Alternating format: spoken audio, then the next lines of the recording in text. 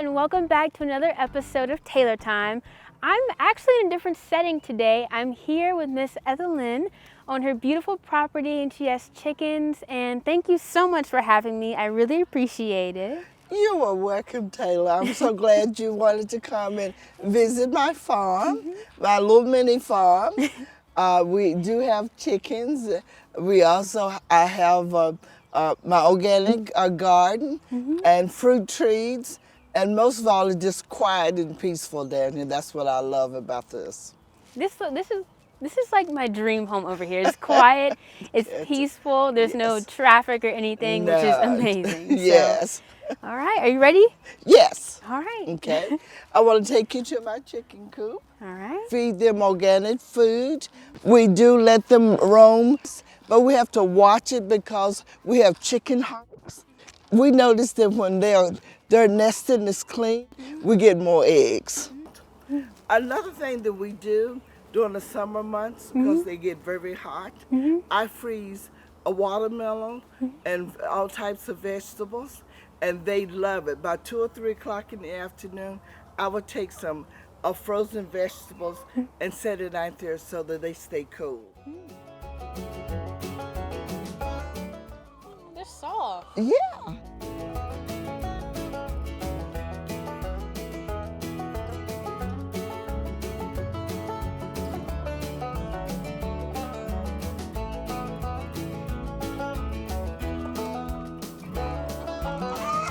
And the good thing about fresh eggs, you can keep them on your countertop for 3 weeks.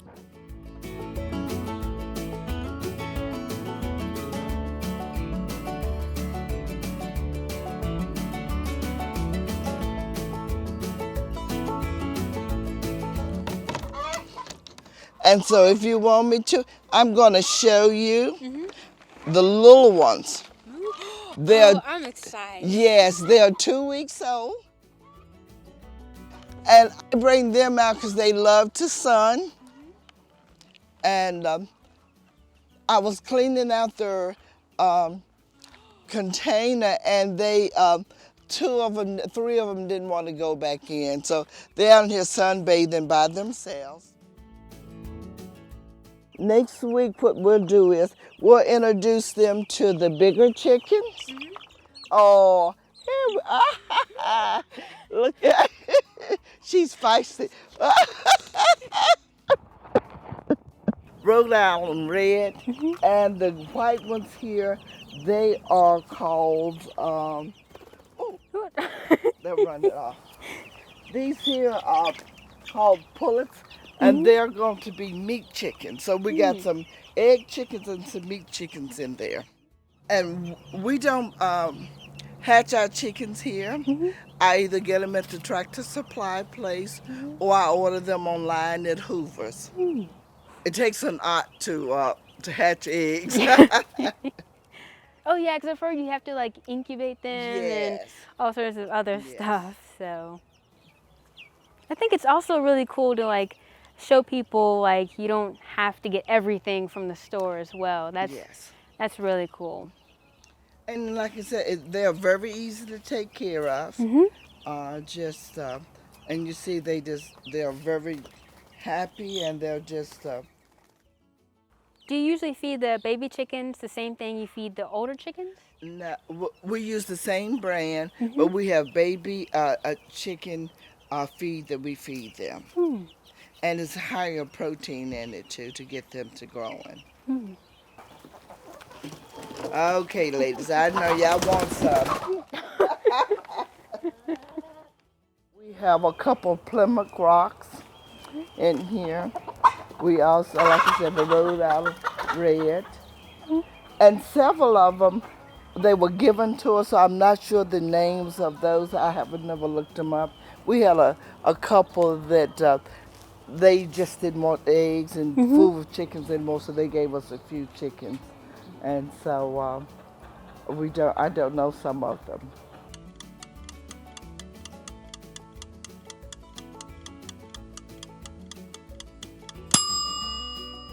Thank you so much for having us. I really appreciated this. Well, thank you. I had a lot of fun. Me showing you too. around The little baby chickens. Yes. And thank you so much for the eggs. I Yes, really I appreciate want you it. to have these eggs, and I know you're going to bake an awesome cake. Yes. Okay. So now we can bake with these. So we're back from the farm, and I'm super excited to make this cake because we're going to use the eggs that we got from the local farm in Rocky Mount to make a tier cake. Now, the fun part about this is that this is actually a cake order I have to do. So I'm going to show you guys how I ice and tier a cake. It's going to be super fun. We're going to add some gold. We're going to do strawberry and coconut flavors, and it's going to be amazing. But first, I have to show you guys how I make this batter with the eggs. So first over here, I have my stand mixer, and we're going to start with our butter. Just plop that in there. There we go. And I'm going to go ahead and add my sugar as well. And then I'm going to also add my vanilla. Now, what I'm using for my vanilla is I'm using vanilla bean paste, but you don't have to use that. I just like to use it because usually vanilla beans, like the little seeds that are in them, they're like a lot more potent and the flavor is a lot more fresh and it just has a higher quality taste. So now I'm gonna mix this on about medium to low speed. Oh, it's not even plugged in. I gotta plug it in first.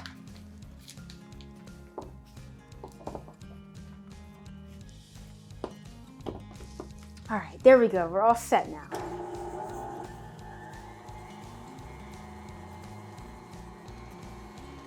All right, so while this is mixing, we're actually gonna combine our dry ingredients. So here I have my flour, I have my baking powder, and if you remember from the first season, I told you guys what the difference is between baking powder and baking soda, but if you need a quick reminder, baking soda is usually added into like fruit cakes, things that have acidity, because like, think back to like elementary school and you do the volcano project and you mix the baking soda with the vinegar. It's like a whole science experiment and it creates these bubbles and that's what makes it rise. But for baking powder, it's usually used in like chocolate or vanilla cake batters because baking powder reacts to heat. So you don't really need the acidity for the baking powder.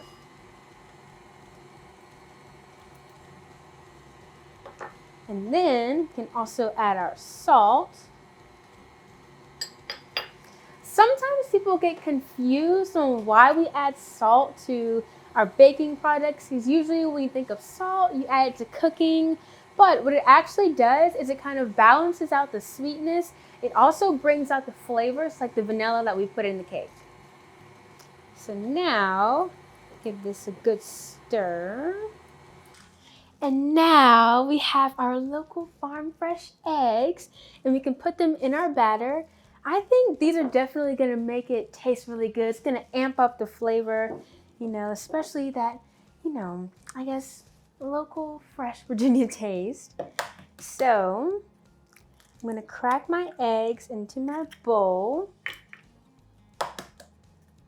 Some people like to crack their eggs into a bowl first. Some people like to crack it straight in, but I do recommend cracking it in a bowl first because sometimes, even if you don't see it, there can be eggshells that get into the batter and we don't want anyone cutting into this cake and getting a crunchy feeling. So we're just gonna avoid that and we're gonna crack them in a bowl and now we can add them in one at a time.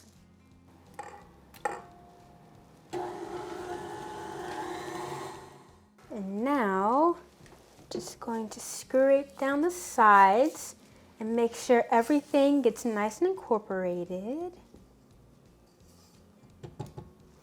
All right, and we can give this one more good mix. All right, so now, once that is nice and mixed together, we have our dry ingredients combined and we have our milk.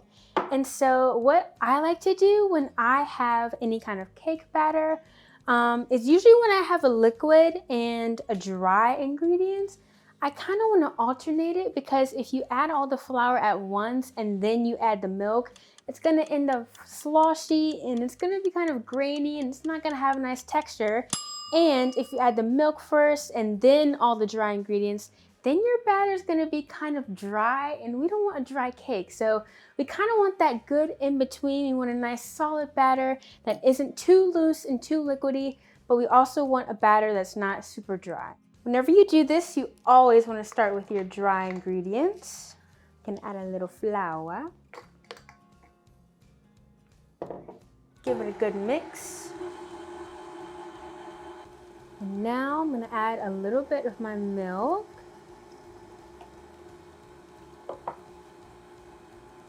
Alright, and with my cute little scoop here, I'm going to add some more of my flour.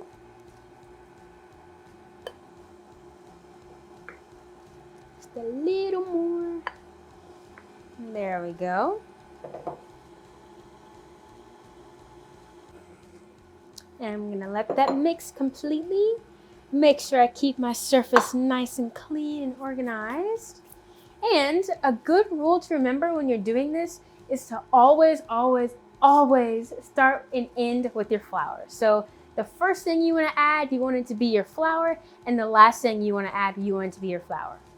Our batter is ready, and what I like to do is I like to grease my pans while I let it mix a little bit more. I'll put it in my pans, I'll put it in the oven at 350 degrees, and I'll bake it until a knife or a toothpick comes out clean, and I let it cool, and I level my cakes, and I'm going to show you guys what that looks like right now. I have my cake here. It's baked, it's cool, and it's leveled, and it's ready to go, ready to decorate. And so now this is actually a pretty big cake. So this is actually two 12-inch strawberry layers. And so what I like to do when I decorate is I like to use a board at the bottom that is 2 inches bigger than my original cake, just to give us, you know, some room to decorate. It'll make it a lot easier, and it'll just make it look better at the end. So I have my 14-inch board, and then this right here, it seems small, but it's actually a big step in the decorating process. So this is actually like a drawer mat you can put in like your drawers, or it'll keep things from slipping around. So I just like to cut it into a piece. It doesn't have to look perfect, you know, it looks a little wonky, but it's okay because it's not going to be seen. So I like to put this between my board and my turntable to keep my cake from slipping around, and it makes it so much easier to decorate. So now I'm going to start by simple syruping my cakes, and what it means to simple syrup is when you take a half sugar and a half water ratio mix. You boil it together, and you can infuse it with any kind of flavor you'd like to. Like for this, I put a little bit of strawberry extract in there, and sometimes I like to, you know, boil the real fruit in there and then strain it at the end to use in my cakes. So you also want to make sure it's very cold. So I'm going to take a brush, and I'm just going to dab this all over my cake, making sure to keep it nice and moist. This definitely plays a part in when you make a tier cake, because when you decorate for a long time, when you put it in and out the fridge, it can become a big issue with it end up getting dry. So especially when you have a cake to decorate and you know it's going to take a while, it's a really good idea to use extra simple syrup. All right, so we have our first layer nice and simple syruped, and now we can scoot this over.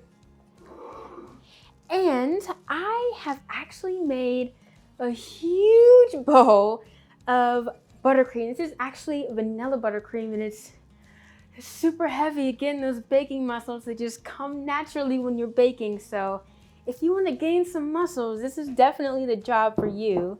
So here we are. I'm going to take a little bit of buttercream with my offset spatula and place a little dollop in the center. This is going to also keep our cake from sliding around whenever we're trying to decorate. All right, and so now we can take our first cake layer. Ooh, careful, I gotta be quick because these cake layers can break. They're super soft and moist, which is good, but it can be harder when you're decorating. Gonna make sure it's centered all around our board. Gonna adjust it a little. It's looking good. All right, so we actually got it on the first try. That's amazing. So now, wipe my hands. I'm gonna move this out the way for a second, and now I'm gonna simple stir up my second layer of cake. Going ahead and skipping to this layer, it'll help to, give both of the layers a little bit of time in between icing to soak and have the simple syrup, just soak in the cake really nicely and get that nice, good strawberry flavor. All right, so we have our cake nice and filled, and now we're gonna do what's called a crumb coat. So a lot of people don't know about this. So beginners, when they're usually decorating cakes, they just ice the cake. But in order to keep all the crumbs from being in our final layer of buttercream, us cake decorators like to do something called a crumb coat. And so it's basically just like a thin layer of icing that locks in all the crumbs so our final layer looks nice and clean. So take some icing on the top. And I'll just smooth out the top first.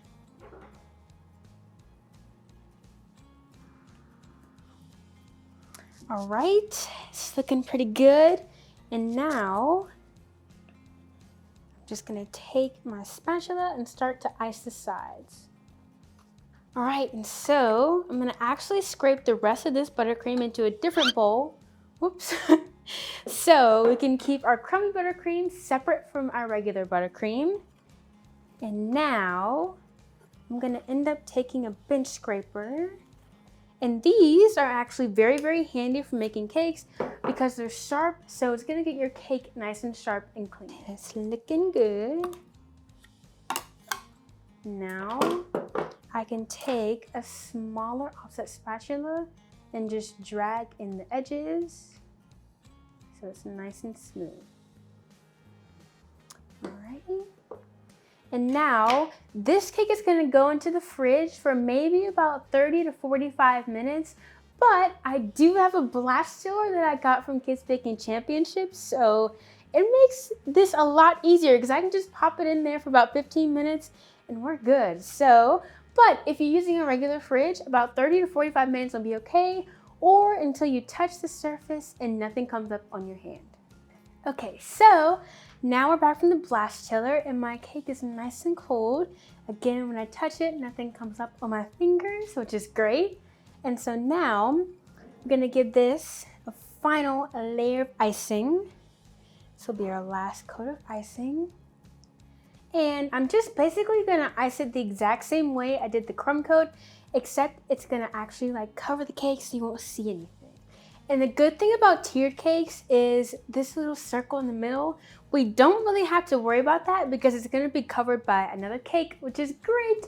So you don't have to focus too much about making this middle part smooth, just as long as you have like the outside part smooth. So now once we have icing on our whole cake and our cake is looking kind of crazy, we're gonna fix it up and we're gonna use our bench scraper just like we did with our crumb coat, and we're gonna smooth it out and make it look really, really nice. With this buttercream, we can just put it back in the bowl since it isn't crummy buttercream, and it'll be safe to use again. All right, so now I'm gonna go back in with my small spatula and just fill in some of the parts where you see a little bit of cake or where there's like different divots and holes and spots where you can see. And you can see when we're done icing, there's like a little lip of fondant on here, or not fondant, but icing. But that's okay. That's actually what I want because I'm going to show you guys once this cake is chilled. I'm going to show you how I cut off the ends, and it's going to make it look extra super clean instead of just like scraping the sides, because sometimes when you do that, it can end up looking a little bit more round. And so for the crumb coat, it didn't really matter because we were going to ice it again. But since this is our final layer, we want it to look super sharp and super clean. All right, so we're back and our cakes are nice and chilled. You want them to be super, super, super cold, not just, solid to the touch, but you want them to be super cold because we are gonna cut the edges off once again. And so making it cold is gonna make it extra clean and extra sharp.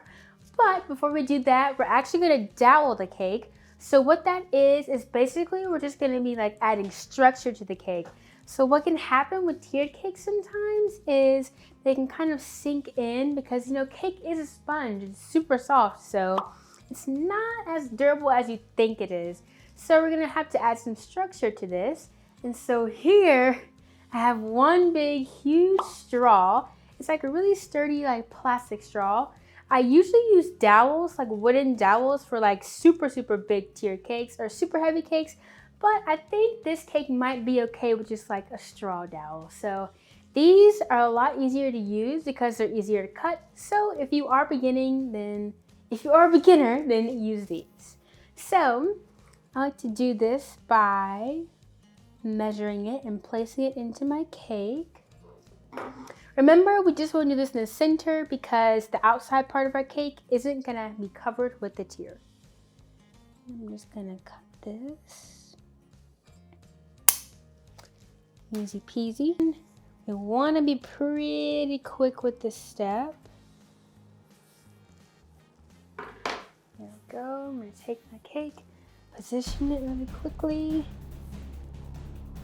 Ooh. Just go to the back skin. So with this cake, it's nice and positioned. It looks really well, but I can kind of see like a little bit of a gap in between the cake. So I'm going to take a little buttercream and I'm going to end up filling that in. But the good thing is we're going to end up adding like a runway at the end. You'll see what I mean at the end. But we're going to end up adding like a piece of fondant over here. And so we don't have to really cover this part right here. All right, so our cake is nice and iced once again. And so there's a little bit of texture on the sides from the icing, but it's perfectly fine because I kind of want like a little rustic look on the top tier just to kind of, you know, it'll bring out the cake. It'll make it look amazing. You'll see. We're gonna paint this little edge of fondant with some gold, but now we actually, if I can find it, there we go. I gotta take a knife and I have to be very, very careful. And I can finally cut off the edge of the cake before it gets too soft. We still want it to be pretty cold. So this is gonna give us a super duper sharp layer.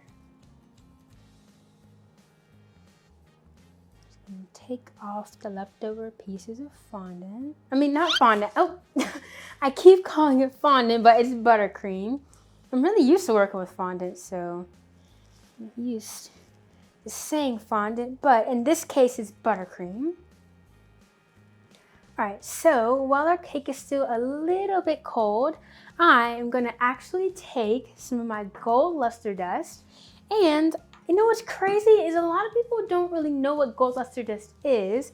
And so what it is basically like an edible glitter, except it's like a super fine glitter. It's like a super fine glitter, and you basically use it to brush cakes and decorate and make things super shiny.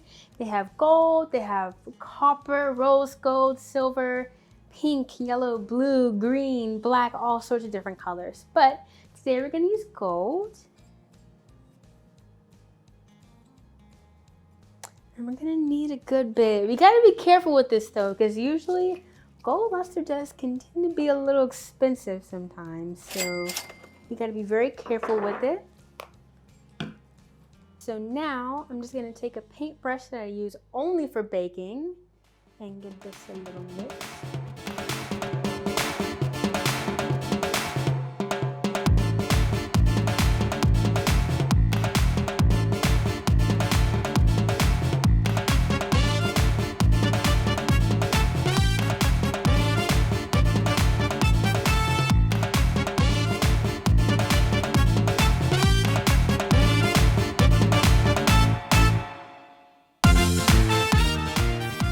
Perfect. The shoe is bedazzled, so it goes great with the gold, and it's very glittery and perfect.